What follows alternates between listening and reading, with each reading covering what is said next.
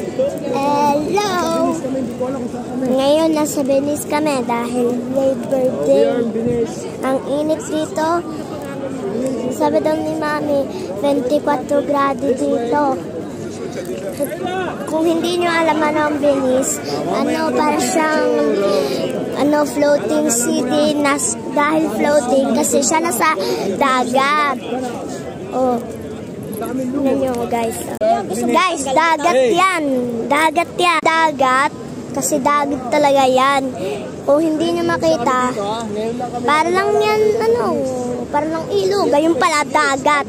Maaamoy mo yan, ha. Nasa dagat talaga siya. Ayun yung, yung famous na puntay. Hindi ko na alam anong pangalan sa Tagalog. Wala ditong, puro bangka.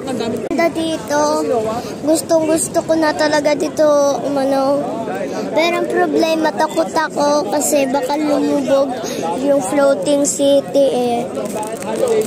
Excited na ako kasi sabi daw ni Daddy mamaya, pupunta daw kami sa bangka, tapos nakikita ko to sa internet na yung ang gag-guide ng bangko, tataas siya doon sa tulay.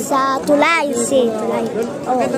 Sa tulay. At tapos magkukunin ulit tayo. Yun yung famous na tulay na dito pa si Kuya, si Mami, si Daddy, nag-vlog. Ang ganda dito. Tataas na kami doon sa tulay. Famous yun. Yung white na tulay dito sa Venezia. Ang ganda. Kasama ko pa si Tonya. Obviously, kung lalabas ako ng Milano, dapat kasama lagi si Tonyo. Kasi wala kasi na siya makakakain. Okay. Yung nakita natin kahapon, yung famous. Tignan nyo. Kala ko sa picture, mas simple siya. Ayun pala. Ang ganda, ang taas pala.